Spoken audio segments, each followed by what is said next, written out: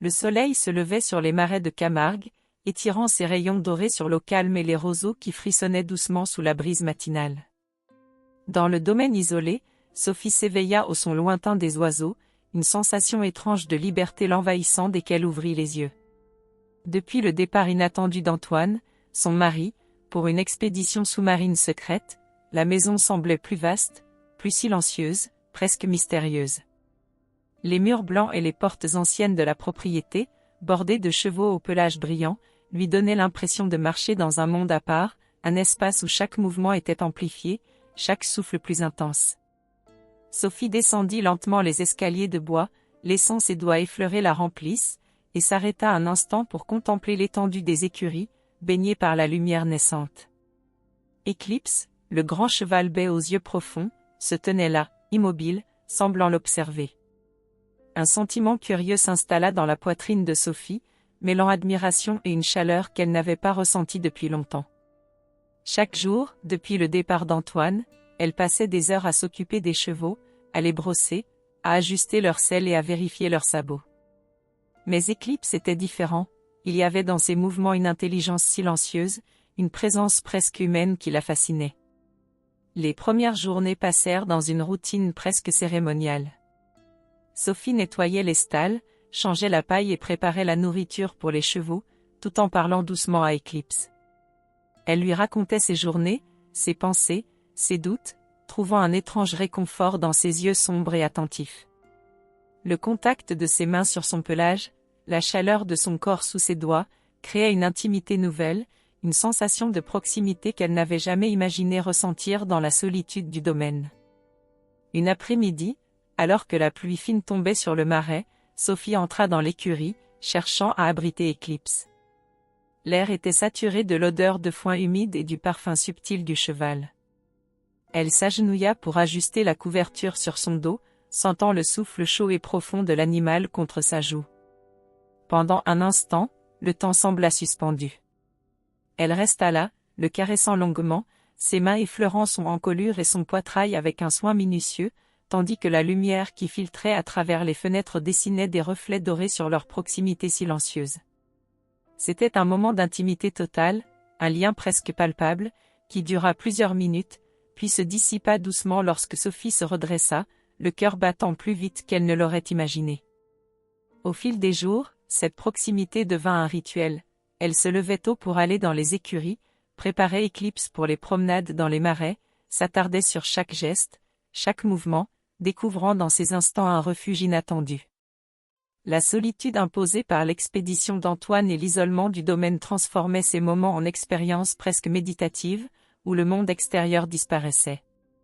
Les longues heures passées avec Éclipse permettaient à Sophie de ressentir une forme de connexion intense, subtile mais persistante, qui ne demandait aucun mot pour exister. Les jours suivants, Sophie découvrit que la solitude pouvait transformer chaque geste quotidien en un rituel presque sacré. Le domaine semblait s'étirer autour d'elle, les marais reflétant la lumière changeante du ciel et les chevaux se mouvant avec une grâce silencieuse. Antoine était toujours absent, plongé dans les profondeurs de la grotte submergée, laissant derrière lui un monde qui n'appartenait plus qu'à Sophie et aux animaux. Un matin, elle décida de préparer Éclipse pour une longue promenade à travers les marais inondés par les pluies récentes. L'eau scintillait sous les rayons filtrants, et chaque pas du cheval faisait vibrer la terre meuble, envoyant des éclaboussures sur ses bottes. Sophie se penchait fréquemment pour ajuster la selle, vérifier les brides et les sangles, et chaque contact, chaque frôlement de ses mains contre le corps puissant d'Éclipse, éveillait en elle une conscience accrue de la proximité de l'animal. Elle se surprenait à prolonger ses gestes, à sentir la chaleur du cheval sous ses paumes, à respirer son odeur chaude et musquée. Le temps semblait suspendu, chaque minute s'étirant dans une intensité silencieuse, où le monde extérieur n'existait plus.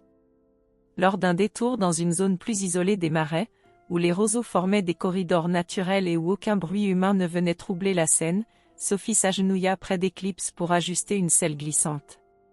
La lumière tamisée faisait briller les poils du cheval et les gouttes de pluie sur sa crinière. Pendant quelques secondes, leurs yeux se croisèrent dans un silence profond, et un frisson étrange parcourut le corps de Sophie. Elle sentit la puissance et la proximité de l'animal comme une énergie tangible, presque hypnotique. Le contact de ses mains contre le torse large et chaud d'Eclipse dura un peu plus longtemps que nécessaire, ses doigts effleurant sa peau dans un geste de soin minutieux et prolongé, créant un instant de complicité silencieuse et intense. Cette intimité fugace, bien que totalement naturelle dans le contexte des soins et des routines équestres, la laissa légèrement tremblante et consciente de la force du lien qui se tissait. Après cette promenade, de retour dans l'écurie, Sophie s'attarda à brosser Eclipse, observant chaque mouvement, chaque détail de son corps majestueux. Elle parlait doucement, racontant ses pensées, ses craintes, ses souvenirs. Le cheval, fidèle et attentif, restait immobile, absorbant sa voix et sa présence. Elle s'y perdait souvent pendant des heures, oubliant l'absence d'Antoine, la solitude du domaine et le monde extérieur. Chaque geste, chaque contact, chaque murmure semblait prolonger cette bulle de temps où tout ce qui comptait, c'était ce lien silencieux mais intense. Cette routine devint un refuge, une échappatoire aux pensées parfois lourdes de Sophie sur son mariage et son rôle de femme dans l'absence de son mari. Elle découvrit qu'elle pouvait exprimer une part d'elle-même à Eclipse qu'elle ne partageait avec personne d'autre. Les jours passèrent ainsi, ponctués de promenades dans les marais, de soins attentifs et de moments où la présence silencieuse de l'animal comblait un vide qu'elle ne pouvait nommer autrement. Cependant, au fil du temps, Sophie sentit une tension croissante en elle, mélange subtil de fascination, de solitude et de curiosité. Elle s'efforçait de rester dans les gestes pratiques, de ne pas prolonger inutilement le contact, mais chaque fois qu'elle approchait ses mains de la crinière ou qu'elle ajustait la selle, son cœur battait plus vite, et la chaleur de l'instant semblait l'envelopper. C'était une émotion étrange, douce et intense, qu'elle ne comprenait pas entièrement mais qu'elle acceptait, savourant ces instants de proximité inédite. Les jours s'écoulaient avec la même cadence tranquille, et Sophie avait trouvé une sorte de paix dans sa routine avec Eclipse. Les marais semblaient être son propre monde, hors du temps et des contraintes du quotidien. Mais ce calme était fragile, suspendu sur le fil de l'attente. Chaque matin, elle se réveillait en se demandant « Quand Antoine reviendra-t-il ?» et chaque après-midi, en observant la lumière qui glissait sur l'eau et les roseaux, elle sentait cette tension persistante, mélange de désir, de culpabilité et de fascination pour Eclipse. Un après-midi particulièrement chaud, alors que Sophie menait Eclipse le long d'un petit canal isolé, un bruissement dans les roseaux attira son attention. Elle crut d'abord à un oiseau ou un renard, mais un peu plus loin, sur le chemin principal du domaine, apparut une silhouette connue, Antoine. Il n'était pas rentré d'une simple expédition, mais avait été retenu par une mission scientifique en haute mer, bien plus longue et complexe qu'il ne l'avait laissé entendre. Son visage était hâlé par le soleil et la fatigue, mais ses yeux cherchèrent immédiatement Sophie, une inquiétude subtile s'y mêlant.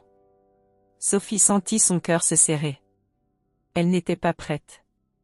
Elle n'avait jamais parlé à personne de ces instants passés avec Eclipse, de cette proximité inhabituelle, mais tout était gravé en elle, chaque frôlement, chaque souffle. Antoine s'avança doucement, observant la scène avec une douceur mêlée d'étonnement. « Sophie » murmura-t-il, sa voix tremblante de fatigue et d'émotion. Elle s'arrêta, Eclipse immobile à ses côtés, comme si le cheval lui-même percevait l'intensité de la situation.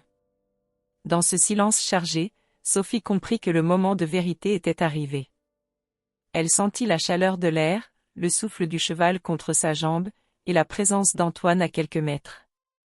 Chaque pas qu'il faisait semblait ralentir le temps. Elle baissa les yeux, incertaine de ce qu'elle allait dire, mais une impulsion la fit tourner la tête vers Eclipse une dernière fois. Le cheval, majestueux et tranquille, sembla comprendre, inclinant la tête doucement, comme pour lui dire qu'il serait toujours là, mais que le monde réel réclamait désormais son attention. Sophie prit une profonde inspiration et regarda Antoine droit dans les yeux. Elle ne dit rien sur ces moments précis avec Eclipse, mais ses yeux, eux, racontaient tout, la solitude, la découverte de soi, l'intensité de ces instants partagés avec le cheval. Antoine, en la regardant, eut un mélange de surprise et de compréhension. Il savait, sans qu'aucun mot ne soit nécessaire, que Sophie avait trouvé un refuge, un lien inattendu et fort, mais que cela n'avait pas été dirigé contre lui, que l'amour qu'il partageait restait là, vivant. Alors qu'Antoine s'approchait pour la prendre dans ses bras, Un vent léger fit frissonner les roseaux et Éclipse hennit doucement, comme pour ponctuer la scène. Sophie sentit les larmes lui monter aux yeux, non de tristesse, mais d'émotion pure. Les bras d'Antoine étaient solides, rassurants, et pourtant, dans un coin de son esprit, elle garda le souvenir de cette proximité inédite, de cette énergie silencieuse partagée avec Éclipse. Un secret doux amer, qui resterait avec elle, mais qui ne détruisait rien de sa vie réelle. Finalement, les trois protagonistes, Sophie, Antoine et Éclipse, restèrent là un long moment, sous la lumière dorée de l'après-midi. Un sentiment étrange de conclusion et de continuité flottait dans l'air. Sophie sut que, malgré l'intensité des jours passés, malgré ce lien unique et inattendu avec le cheval, sa vie reprenait son cours naturel. Antoine était de retour, et le monde réel, avec ses responsabilités, ses routines et son amour partagé, reprenait sa place. Mais dans le cœur de Sophie, un sourire discret naquit. Ce que personne ne pouvait voir restait gravé dans ses marais, dans le souffle chaud d'Éclipse et dans la sensation ineffable de moments partagés hors du temps. Un secret, doux et intense, qu'elle garderait pour elle seule, comme un souvenir précieux, une aventure intime qui avait transformé sa solitude en force et sa curiosité en expérience unique. Et tandis que le soleil déclinait lentement derrière les roseaux, projetant des ombres mouvantes sur l'eau calme, Sophie sut que la vie pouvait parfois surprendre de façon inattendue, transformer la routine en révélation silencieuse, et qu'un lien inattendu pouvait laisser une empreinte indélébile, même dans le monde le plus ordinaire.